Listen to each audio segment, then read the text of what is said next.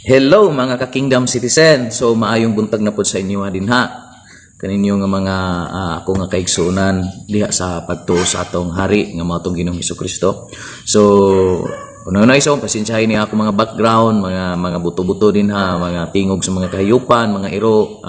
Pasensyahay kay ninyo kay wala pa mantay kaugalingon nga microphone, pero son akong golig son is mapabot sa inyo ha ug unsa ang kinahanglan nato sa atong adlaw-adlaw nga pagkinabuhi din isip kita nagaila sa atong Ginoong Hesus, no? So ikagson nga nagaila pod sa atong Ginoong Hesus, wala nagmatter igson kung unsa na imong pagtuo, unsa na imong nakatunan. Ang importante karon igson nga imong sugdan sa pag kuyog nganhi sa ato ang pagahisgutan matag adlaw. So matag adlaw igson ako ning i-promote sa inyo ha. Tagadlaw nag-upload tog video ingon sa pagdasig nato sa pagkat-on sa pagkinabuhi nga uyon sa ato ang Ginoong Hesukristo. So without further ado igsoon atong sugdan kini tanawa ang atong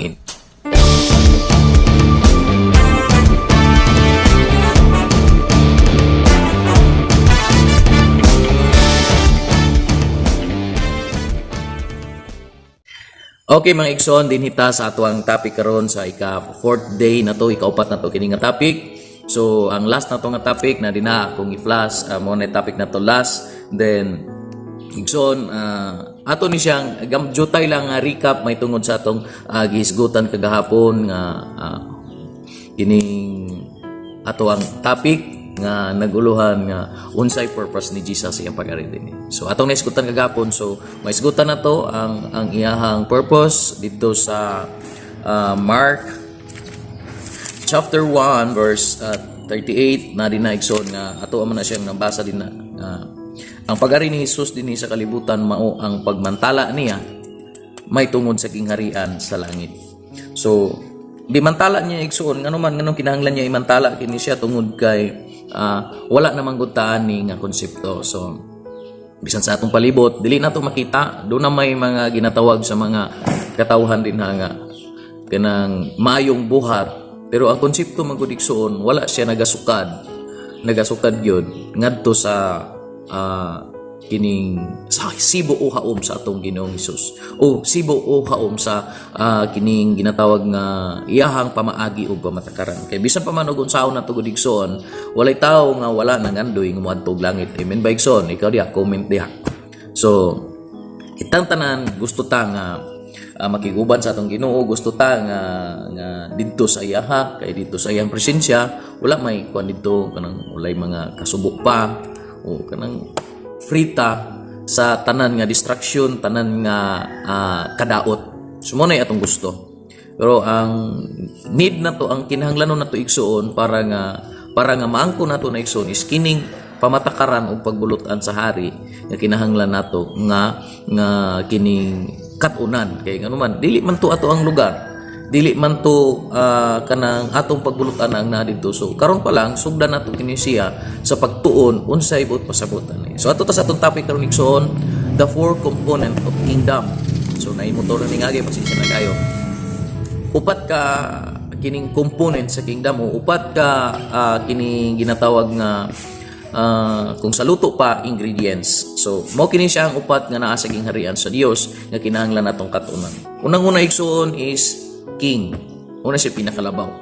Mao na siya ang naa sa kingharian. Ikaduha igsoon ang iyahang law, iyang balaod. Ang ikatulo igsoon mao ang iyahang territory. Ug ang ikaupat igsoon ang mga citizen. So ato nang isgutan igsoon kanang upat igsoon kay mao man ni punto sa atong topic karon igsoon kay siya. So number 1 igsoon is pinakataas ang king. King igsoon bisag wala ka remain siya nga king. So dili siya kanang kakakawalan sa king kung kita dili mo duol sa iya. Why? Kita ang nanginahanglan og kaluwasan. Kita ang nanginahanglan sa presensya sa ato ang hari. So muna nga og dili ta mo duol sa iya, napa may uban nga mo duol sa hari. So muna nga kinahanglan ta nga mukat-on kay ang dako ra ba kay nga atong challenge is kini. Gusto tang mo duol sa hari, gusto tang mupuyo sa lugar sa hari nga mao ang gingharian sa langit. Pero ang problema, supakon man nato god ang iyahang pamaagi ug pamatakaran. Dinhi sa kalibutan makita nimo igsoon even diri dinhi sa tuwa sa Pilipinas, ang panggobernohan nga nasa tug ang mindset sa tao dinhi is democracy. So demokrasya ang naagit sa ulo sa tao ron bisan unsa nimo, even sa family tanan-tanan nga part is democracy, even ang religion is democracy.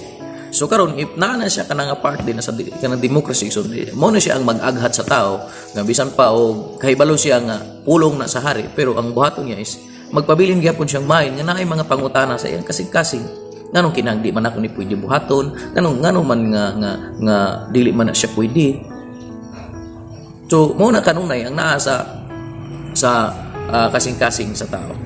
So balik ko nako mao ni siya ang adto ni Jesus dinhi. Ako basahon karon igsoon, hallelujah, ningon si diri but he said to them, let us go into the next town that I may preach there also, because for this purpose I have come forth. So mao ni siyang pamaagi ug mao ni siyang kini siyang katuyuan nganong gipadala si Jesus dinhi to give us back the concept and principle of the kingdom of heaven.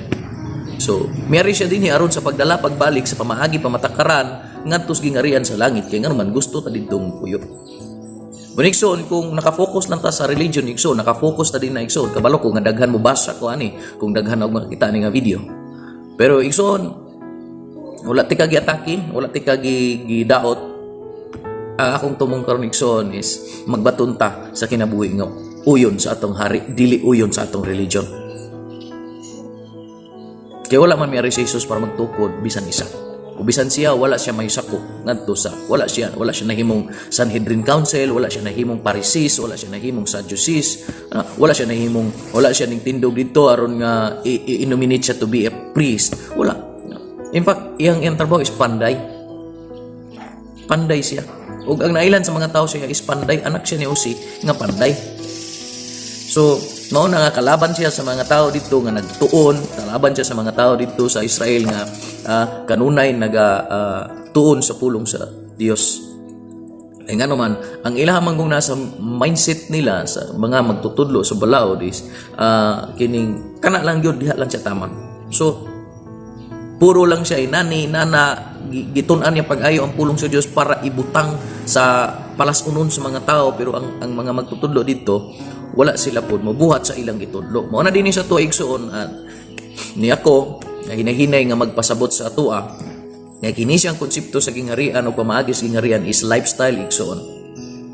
Kinahanglan nga naa sa imo dito ka sa imong trabaho, naa sa imong pamatasan, dito ka sa imong negosyo, naa gyapon sa imong ang konsepto pamaagi sa Dios, naa ka sa imong business man nimo dina o unsa ang imong gibot na bakas kayo pa nimo sa uma nimo or anywhere nga naa ka, it should be your lifestyle. So dili siya mahimong bugat igsoon kay lifestyle man nimo. Kani kung tanaw na to sa tao, kung ganing tao karon ang lifestyle niya is naa siya sa kakuan sa iyang kanang duna siya bisyo. Diba nahimo na niyang lifestyle? Nga naman, example lang, wala ko nang sa uban ha. Example lang na ako ni. Ang tao nga pala hubog, bisan pag wala na siya kwarta, mangutang na siya. Para lang nga matustusan ang iyahang panginahanglanon sa iyang kaugalingon tungod kay ganahan siyang minom. So, it became his lifestyle. Ang kabalo ko ana nga igabot sa punto na kining mag-away na sa pamilya, mag-away na sa asawa or mapuno sa utang. Pero dili na siya molikramo sa iyahang lifestyle nga bisyo niya.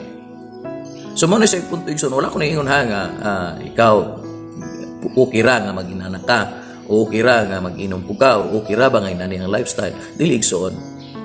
Ang punto din ni igsoon is kinahanglan nato madawat ang konsepto sa gingarian sa langit, kinahanglan nato madawat siya nga para nga kini mahimo natong lifestyle o kini nga magkinabuhi ta nga uyon sa iyang kabubuton sa hari.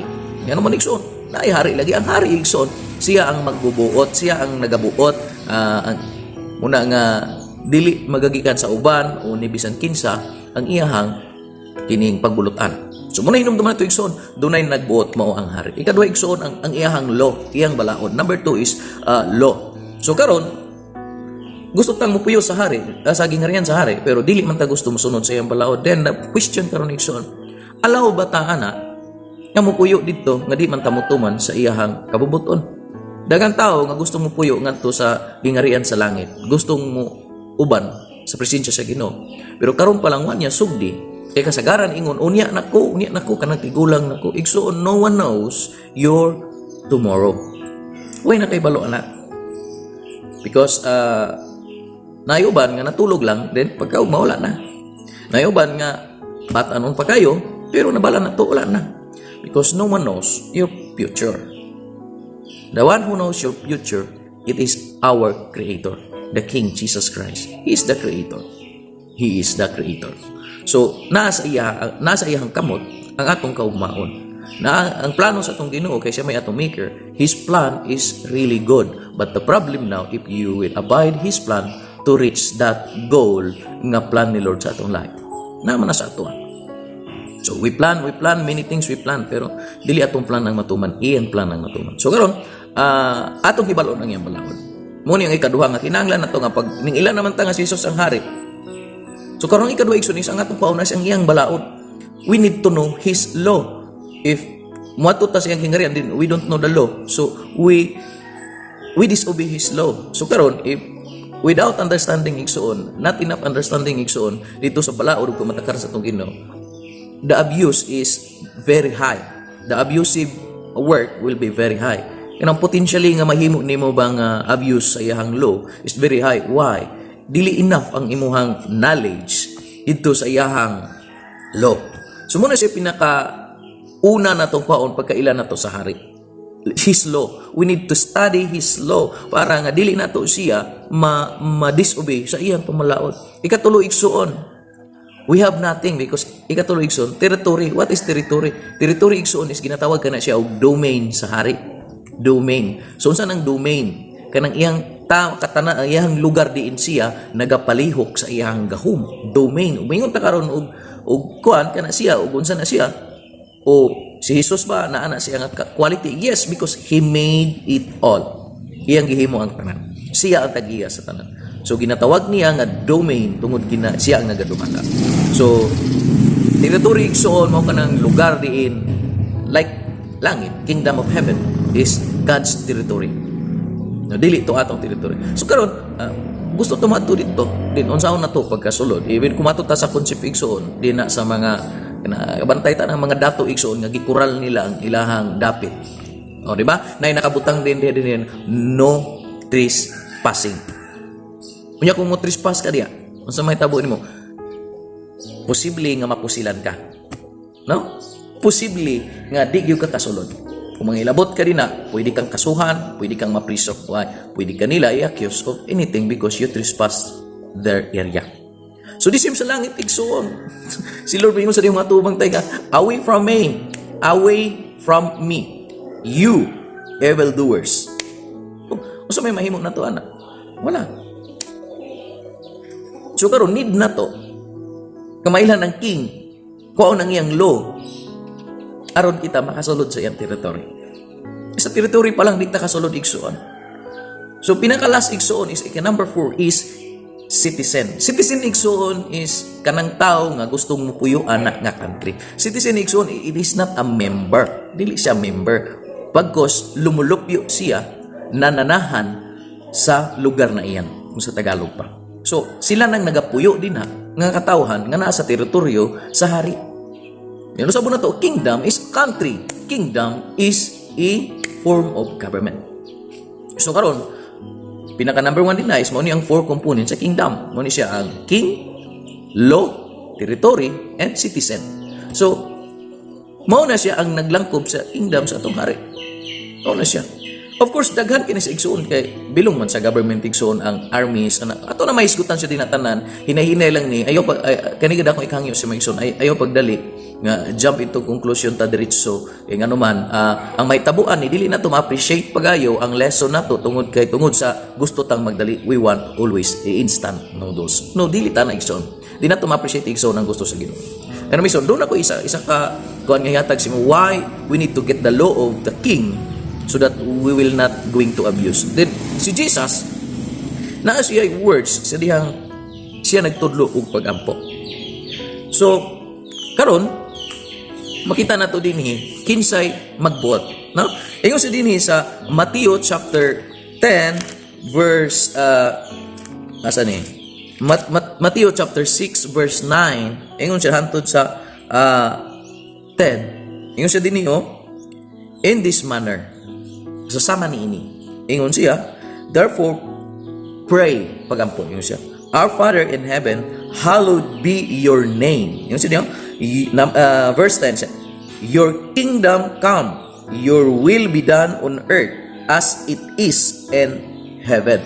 So karon, His will be done. So meaning, His law, His principle, His precept, His ways, mao dapat ang matuman. His will be done. So, mo na igsoon nga atong timanan kanunay nga dili ang ato ang matuman. Mas nindot nga muhimo tas mga butang nga dili sukwahi sa kabubuton sa Dios diin magbuhat sa mga butang nga maayo. Likayan nato ang pagpangaway, likayan nato ang pagpanglibak, likayan nato ang pagpagdaot sa uban. Dili ta magdinalo, dili ta maghinakog, dili ta kanang butang-butang sa atong isig katawo. Buhato na to ang maayo ngadto sa atong isig katawo, higugmao na to ang atong isig katawo. Dili na to dauton. Sumo na siya motibo sa pagbuhat sa dili sukway sa Ginoo. Tapos samtang kitang nagabuhat ali ato ning gina-enjoy because citizen he enjoy his citizenship in that country. I-enjoy na to, dili kay na pressure ta tungod kay naging citizen ta. Kay sa kingdom sa Ginoo igsoon is muhatag siya kalipay sa tao.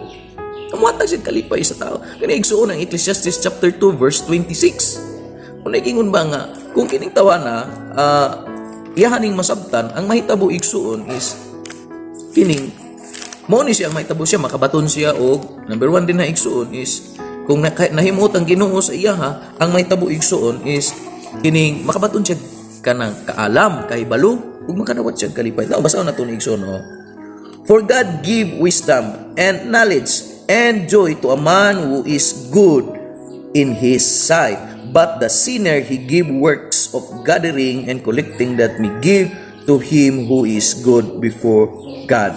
This is also vanity and grasping for the wind. So, kung siya ang katong mga maayo, kung siya tagaan niya kaalam, kahibalo ug kalipay apan kadtong mga tao, so sorry ana mga manok ka. Ay manok, sorry kay kayo. Oy chicken. Sorry kayo. Sorry. So, ingon niya kung ang tao, kung kini siya nga tao maayo sa iyang atubangan, ingon siya unang-una niyang hatagan niya og kining kaalam, kahibalo ug kalipay. Apan katong nagabuhat og dawtan sa iya nga tubangan patrabahoon niya sila. Tapos kanang ilang tinarbaho ni hatag niya didto sa iyang nahimutan. Basa igsoon Ecclesiastes chapter 2 verse 26. Mo niyang gingon din na. So manigsoon dasig nako sa ato tanan atong buhaton ang kabubuton sa Dios kay ang gingharian igsoon dunay nagbuot, ang gingharian sa langit igsoon dunay nagdumala. So kita gusto man mopuyo sa ngadto sa gingharian sa Dios nga mao ang langit igsoon ato nang tinguha kay dito na dunay kalipay. So igsoon gidasig di ka nga hinahinayan nato og tuon ang pulong sa Dios, hinahinayan nato og tuon ang iyang pamaagi aron masundan nato ang iyahang kabubuton ug kita makadawat sa iyang saad. So naa naman igsoon ang saad niya nga kung kita moduol kaniya makabaton ta niini. So ana igsoon maayong buntag sa tanan ug ang Ginoong Hesus magpanalangin kanato nga may atong gilauman atong hari atong Ginoo atong Dios sa atong kinabuhi. Bye-bye. James Blanc. Up next, ato ang lesson, ato ani siyang sunod na pod, ato ani siyang kuanon. What is the original message of the Bible? What is the original message of Jesus Christ? So, ato na diagson. So, see you in the next video. Og again igsoon ginadasig ti ka nga is mas nang ato ang subscribe button na to. Kaya nga naman, para ma-update ka for the next video na ko. Then, mag-uban ta. Ayaw ko biyaya ng atong journey. Igsoon, again, free ni siya nga lesson nga itong ginahatag para nga mulambo ang atong kinabuhi igsoon. Dili ko mag-guys ko tigsoon o about anything but I will tackle only what is kingdom, what is the will of our Father in heaven sa pag-improve sa atong kinabuhi. Daily life igsoon, we need to be improve our life. So kana lang igsoon, God bless ato og maayong adlaw kanatong tanan.